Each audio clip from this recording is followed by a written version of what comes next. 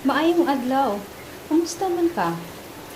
Pinaagi aning atong inspirational video, makuhaan imong kaguol ug kabalaka taliwa sa pandemya. Ang God's Love videos gihimo aron mohatag og inspirasyon kada semana. Usa ni ka Bible-based channel nga naghisgot sa gugma sa Ginoo. Sa miaging semana, atong gihisgutan ang paghulagway sa Ginoo nga atong bana kay kita nga simbahan mao iyang asawa. Nangita siya og relasyon nga puno sa debosyon, gugma ug maunungon. Sa akong pagbisita sa Israel, nakita nako ang disyerto didto ug nakahinumdum ko sa usa ka nindot kaayo nga salmo. Ingon nga ang usa nangandoy sa pagpangita sa tubig sa kasapaan, mausab ang akong kalag nangandoy sa pagpangita kanimo o Dios.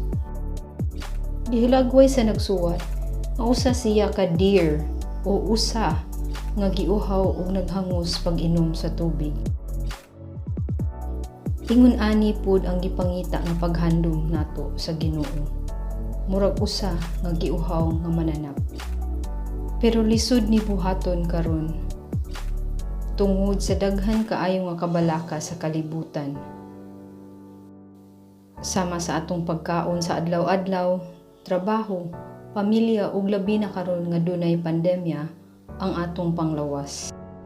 Pero giklaro ni Jesus sa Luke chapter 10 verses 38 to 42 nga mas pilion nato ang mugahin og oras diha niya.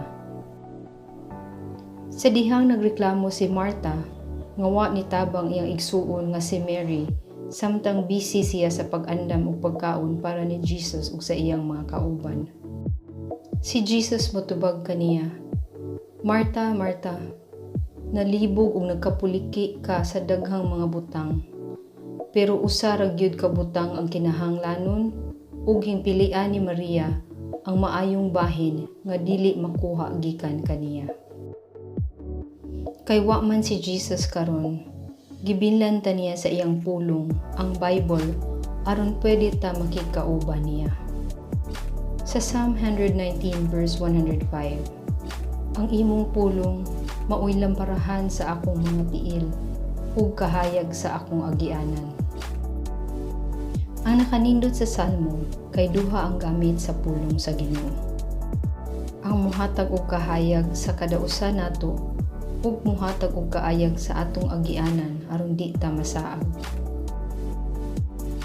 Matud sa mga bangko sa pagtudlo sa ilang mga empleyado sa pag-ila sa tinuod nga kwarta, usa ra ilang buhaton, tun-an ang tinuod nga kwarta.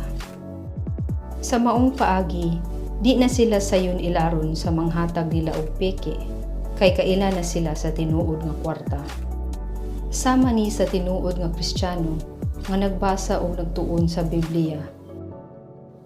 Dili na ta mailad sa mensahe nga sayop ug labi na gyud makaila ta kung giilad ta sa kaaway sa mga saad sa Ginoo.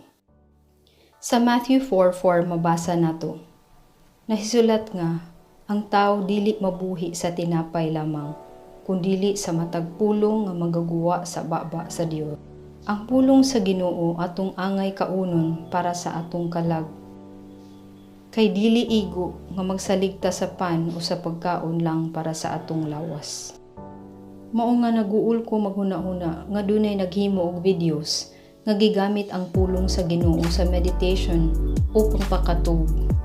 Buhi ang pulong sa Ginoo ug naghatag og kinabuhi sa matag usa nga nagtuo og nagsunod ni Jesus Christ. Gani, ingon si Jesus sa Matthew 24:35, ang langit ug ang yuta mangahanaw, apan ang akong mga pulong dili gyud mahanaw.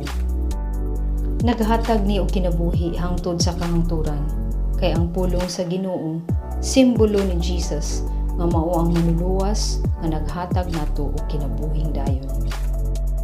Tawata si Jesus nga imong manluluwas ug hangyoa siya nga musud sa imong kasing-kasing. Sa pagbasa nimo sa iyang pulong, musud siya sa imong kasing-kasing ug pasabot nimo sa pinaka-importante nga mensahe sa imong kinabuhi. Daghang salamat sa pagkikauban nato karong semana. God bless.